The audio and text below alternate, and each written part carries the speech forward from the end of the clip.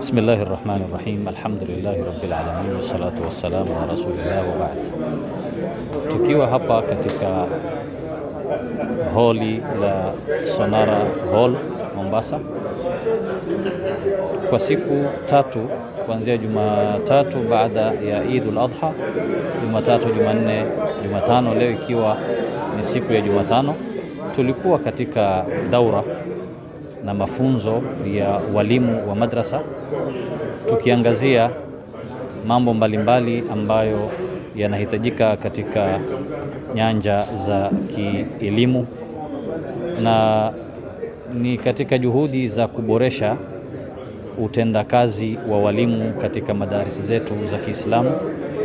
Daura kama hii au mafunzo kama haya ya walimu ambayo yameandaliwa na Baraka Trust chini ya usimamizi wa Maulana Haji Ayub Abdul Sattar pamoja na wasaidizi ambao wako chini yake, pamoja na kusimamiwa mipangilio kama hii na ustadhi wetu Ustadh Shami, pamoja na maustadhi ambao wameshirikiana na yeye kama mfano wa Ustadh Badru na wengineo, na sisi tukiwa ni wenye kushiriki katika harakati kama hizi za kuwafundisha walimu wa madrasa ama kuwapa mafunzo ya walimu wa madrasa, kwa sababu ya kuboresha mustawa na hali ya utendakazi wa kimasomo wa kielimu katika madarisi zetu za Kiislamu.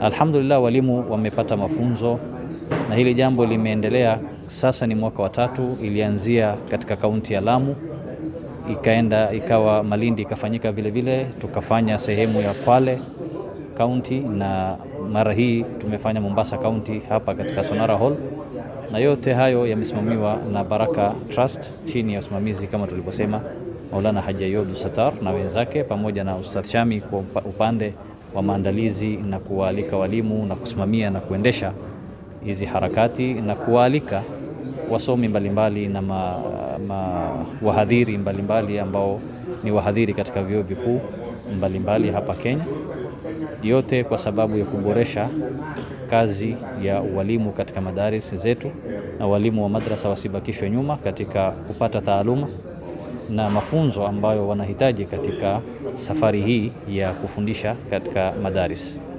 Wamejifunza mengi sana. Katika jumla ya waliojifunza, walioyapata katika mafunzo haya ni mbinu za kusomesha, teaching skills, na taraiq tadris, asalibu tadris, vile vile mambo ya kupanga lesson plan na namna kucontrol class, namna ya idaratul fasl, namna ya kuchunga wakati, namna ya kufanya idara ya madaris, yani kuzipeleka hizi madaris na kuzisimamia kwa upande wa taalim na kwa upande wa nidhamu, vile vile namna ya kutekeleza manahij na mitaala ya masomo katika masomo yetu ya Kiislamu.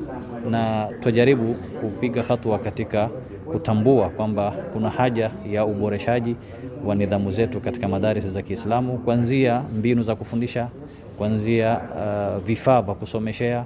Ulimwengu unabadilika na unatatawar mara kwa mara, yani hali zinaendelea kuwa tofauti.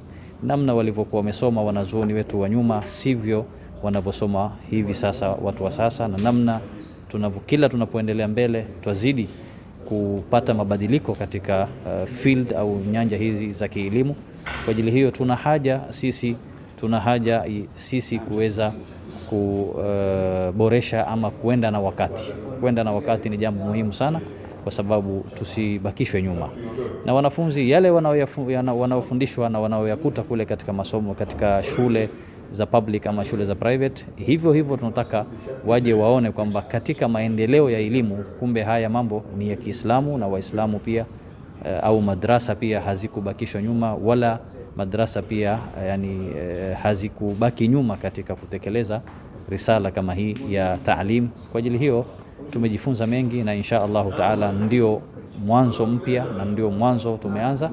Insha Allah taala Mwenyezi Mungu awajaze kila la kheri walioandaa na waliosimamia na waliohudhuria na waliosomesha na waliotoa muhadhara na waliohudhuria, na walimu tunawaomba na tunawasisitiza tujaribu kuhudhuria kwa wingi tunaposikia matangazo ya masomo kama haya na mafundisho kama haya, kwa sababu elimu kwetu sisi Waislamu ni jambo ambalo tunatakiwa tuwe ni wenye kuzidisha. Waqur rabbi zidni ilma. Kwa hiyo katika Uislamu, Muislamu anatakiwa aombe kuzidishiwa elimu kila siku, na sio kuomba kwa dua peke yake, bali awe anafuatilia zile sababu za kumuongezea elimu, na kama kupata maarifa na kusoma. Na hili litasaidia pia kuunganisha wanafunzi wa kimadrasa waliosoma dini wasibakishwe nyuma katika jamii, wawe wanaweza wakaingia katika nyanja mbalimbali. Wanaweza kuwa makadhi, wanaweza kuwa ni watu wa idara, wanaweza kuwa ni walimu katika shule za public, wanaweza kuwa walimu katika shule za private, wanaweza kuwa walimu katika vyuo vikuu, wanaweza kuwa ni wahasibu, wanaweza kuwa ni watu manager katika nyanja mbalimbali za kibiashara na nini. Kwa hiyo madrasa haimaanishi tu kwamba mtu asome dini peke yake, bali anasoma dini pamoja na namna ya kuoanisha, namna ya kufanya integrated, tuweze kuishi katika maisha ambayo dini yetu tuko nayo na ulimwengu tunaenda nao vile ambao Uislamu unavyotaka na vile dini inavyotaka. Kwa hiyo vile vile tulikuwa na umuhimu, tumeangazia katika swala la walimu wa kimadrasa kukuzwa katika kupata communication zaidi, yani kujifunza lugha mbalimbali.